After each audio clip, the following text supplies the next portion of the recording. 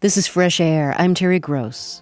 For once in my life, I have someone who needs me, someone I've needed so long. For once Motown Records were the soundtrack for a lot of people who came of age in the 60s. Great dance records and soul ballads by performers like Smokey Robinson, Marvin Gaye, Gladys Knight and the Pips, The Temptations, The Four Tops, The Supremes, Mary Wells, and Little Stevie Wonder. The ups and downs of the Motown story have been told by its performers, but now founder Berry Gordy has told his version of the story in his new autobiography, To Be Loved. Gordy's formula for success combined competition and cooperation. Friday mornings, he ran meetings in which the label's songwriters and producers played their latest tracks and then voted on which would be released. Some records never made it. Some were sent back to be reworked. Berry Gordy told me the story of what happened during the Friday meeting that Norman Whitfield played his production of The Temptations, singing Ain't Too Proud to Beg. My comment was I didn't really believe David Ruffin was really begging. He didn't sound like he was begging. He didn't sound like a man in pain. And so after a couple of weeks, Norman came back the next week, and it was better, but we turned it down, again, for some of the same kind of reasons. The following week, Norman came in there, and David Ruffin's voice jumped off that record. I know you want. I'm hoarse, but you know what I mean. The record, he jumped off there. He was like singing for dear life. You would know that was a smash. And Norman had the fire. Norman brought the fire out. I know you want to leave me, but I refuse to let you go.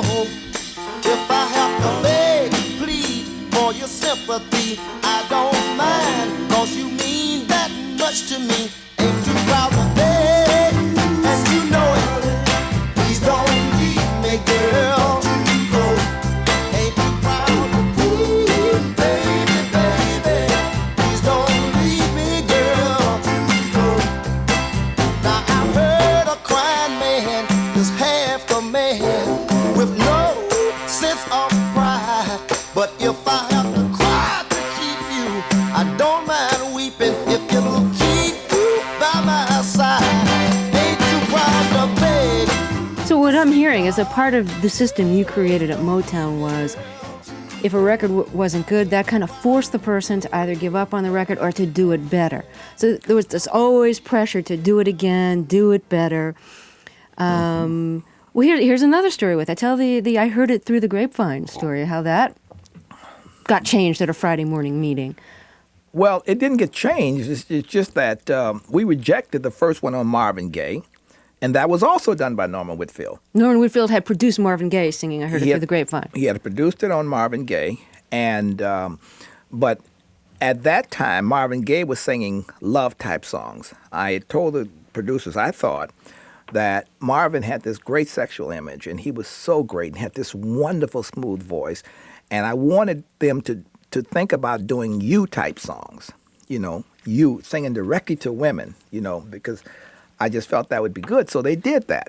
Marvin was very successful with that. You are my pride and joy. You are a wonderful one, And he even had one word, you. In the mirror, I look in the mirror and I see you. So it was really working really well. And then, finally, Norman came up with this song, Grapevine. I heard it through the grapevine. It was about gossip and, Love Me No More. It was still a love-type song, but I wanted Marvin to stay where he was. So we had a thing that Dozier Holland had written called Your Unchanging Love. But it was your unchanging, talking directly to the women. And we released that instead of Grapevine. And so Norman was very upset. So later he then produced Grapevine on Gladys Knight. And it went to number one. And of course, and Your Unchanging Love didn't do that well. and Norman never let me forget it. So a year later, he kept pushing me to release it again. I said, wait a minute, it's already been out. It's been number one, and you can't it's been a year, just number one. And so Norman said, well, I was right before and you were wrong before, so I want the record released and blah, blah, blah. And it's all in the book. And he followed me around. So we ended up releasing the record in an album. The Marvin Gaye version of Grapevine. The Marvin Gaye version. In one of Marvin's albums, we released Grapevine, and the disc jockeys loved it so much they played it, and we had to pull it off the album, and it went also to number one and sold even more than the original Grapevine did. I bet you wondered how I knew of your plans to make me blue with some other guy you knew before. Between the two of us guys, you know I love you more. It took me by surprise.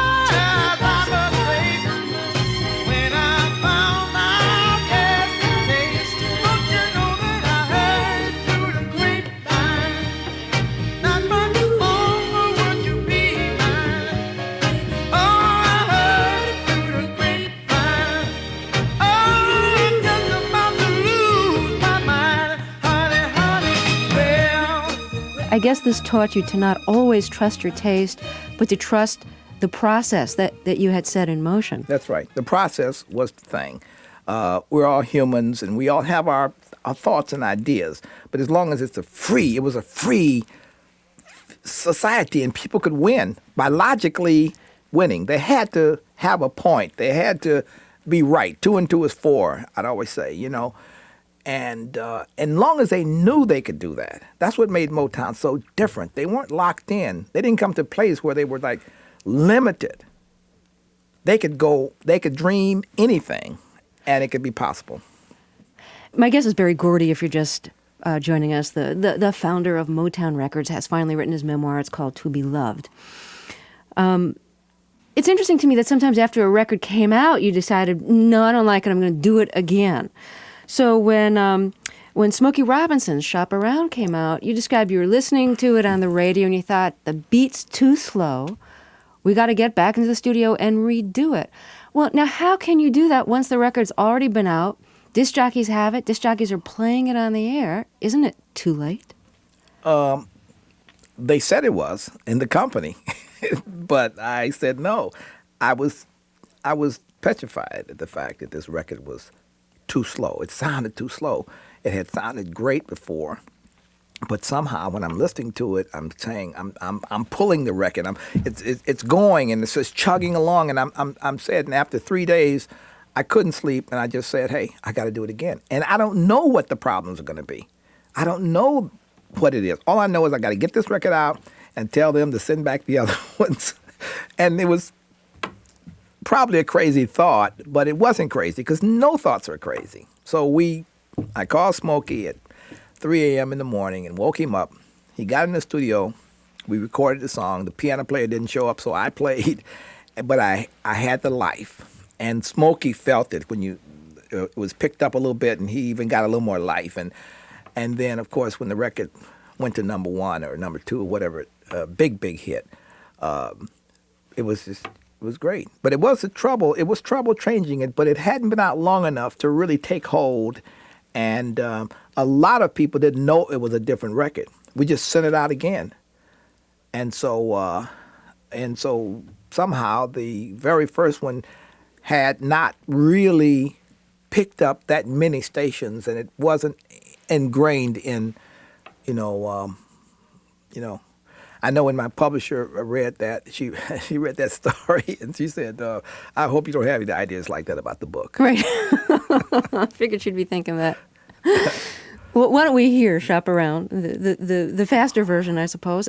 Yes. When I became of age, my mother called me to her side.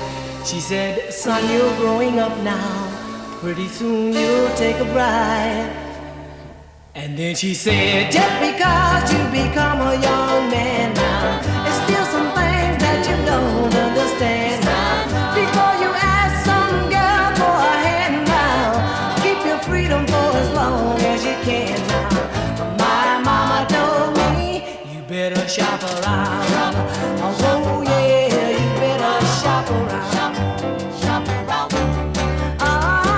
There's some things My guest is Berry Gordy, the founder of Motown Records. We'll be back after a break. This is Fresh Air.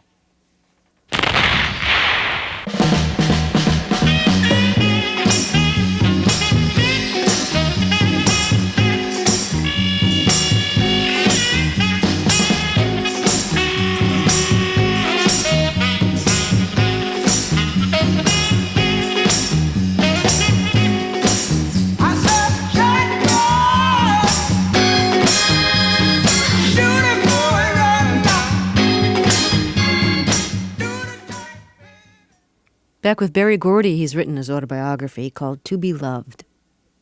Tell me the story of how you found the Supremes. They came in to audition for me, 3 young girls in the early 60s, and they were called the Primettes, and I thought they had something. I heard them and their lead singer with their little whiny voice, which was Diana Ross at the time, and I really liked them. What did you hear and see in the Supremes that made you realize they could really make it?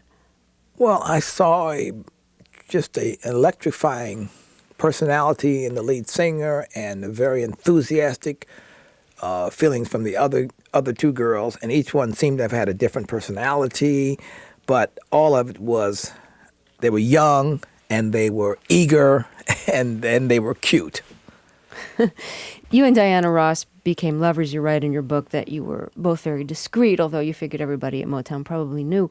Martha Reeves, in her recent autobiography, said that she felt you were paying so much attention to Diana Ross that you were paying less attention to the other women artists, particularly less attention to Martha Reeves.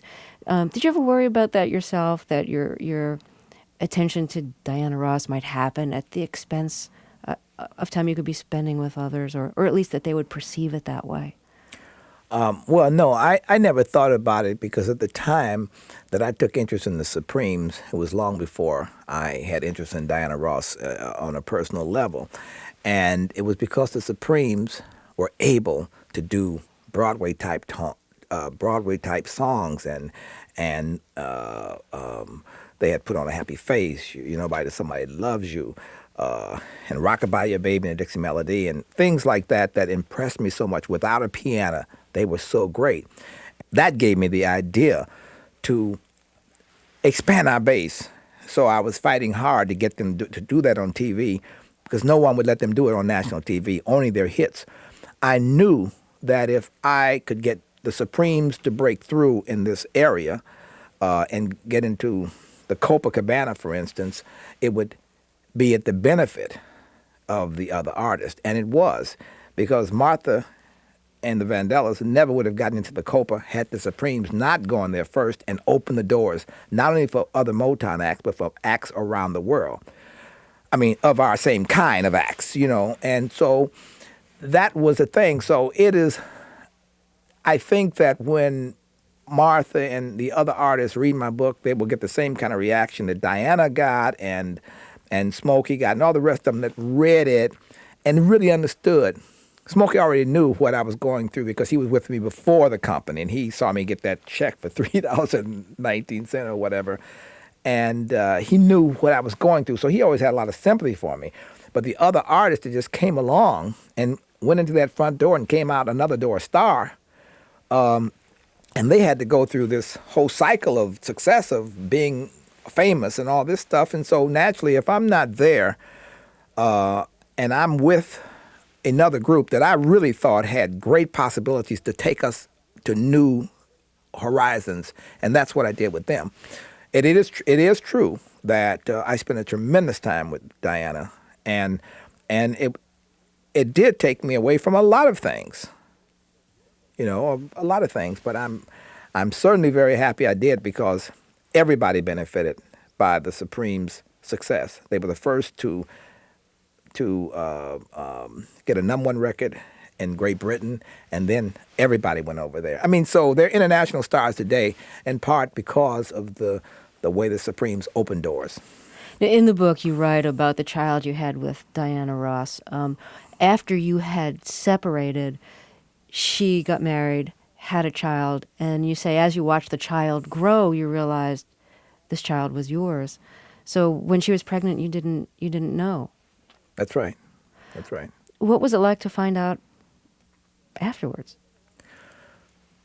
Well, what was it like? I don't know. Mixed emotions, obviously, but when we realized that it was a possibility, it was a very interesting feeling. I mean, first of all, I was very proud in one sense, and very kind of shocked in another, and I couldn't figure it out. And then we figured out that we had been together one time after we broke up. And obviously that had to be the time. So I mean, that's what it was. And when things are, we deal with them. That just happened to be a situation that we had to deal with, and we didn't think anything that just happened. And it's one of those things. I was, frankly, I've always loved the little girl. She's always called me Uncle BB, and I was a friend of the family's, and the other kids were, when they were born, I've been so close to the family that it wasn't a major, I don't think, trauma for Rhonda. Now, let me ask you to tell the story of one of the songs that you wrote. Why don't we Do You Love Me? This is a song that you wrote. You even did the demo for it, right? The demo recording? Yes, I did. Now, this is a song about somebody who is asking, do you love me now that I can dance? Yes. Do you dance? Yes, somewhat now. Somewhat. I mean, I haven't Okay. for a long time. I've been writing a book, and I haven't done a lot of anything for the last 5 years. But that was the song that I remembered when I was going to dance, is that I had trouble dancing well enough for the girls to dance with me. The other guys were always smoother, better dancers, better looking. It was always, I was not quite good enough, but dancing was a big deal in our neighborhood, and I couldn't dance. But later on, when I was in the record business and I wanted to write a song, I thought there must be other people like me. There must be other people that feel the same as I do. So every song I wrote started out something that I felt, but that I also felt that everybody felt, because I realized we're all really the same. We want happiness, we want love, we want peace, we want, it's a matter of us communicating that to each other, and then we will basically kind of love each other because we want the same things. So I felt that would be the situation with this song, and so I just said, you broke my heart because I couldn't dance. You didn't even want me around. But now I'm back to let you know I can really shake 'em down. Dun, dun, dun, dun, dun. Do you love me? And I had this growly, rough voice, and of course the contours. They had a guy named Berry Gordy, and he heard. And I made a demo after the session. I was so excited, and I sung the whole song in my gritty, low voice and people said, "Oh boy, you should record that. You should record that." I said, "No way, no way." And then he sang it just like my demo, but much better. You broke my heart, 'cause I couldn't dance. You didn't even want me around. And now I'm back to let you know I can really shake 'em down. Do you love me? I can really move. Do you love me? I'm in the groove. Do you love me? Do you love me? Now that I can dance. Watch me now. Hey. Motown is the only record company I know of that had an anthem. It was written by Smokey Robinson. Yes. How did it go? It was, we'd all get together in the company meetings, and whenever we closed the meeting, we'd always sing the anthem song, and everybody just had such fun singing that. And it sort of went like, "Oh, we are a very swinging company, working hard from day to day. Nowhere will you find more unity than at Hitsville, USA. Our employees must be neat and clean and really have something on the ball. Da da da. Honesty is our only policy. We're one for all and now we're all for one and one for all. Yes. We are a very swinging company working hard from day to day. Nowhere will you find more unity than at Hitsville. I said Hitsville, yeah. I said Hitsville, USA. Oh, that's so funny because it sounds more like a high school what's the alma mater, you know? Right. Well, that's like a Smokey Robinson song. That's right. Well, that's one of his proudest songs, believe it or not.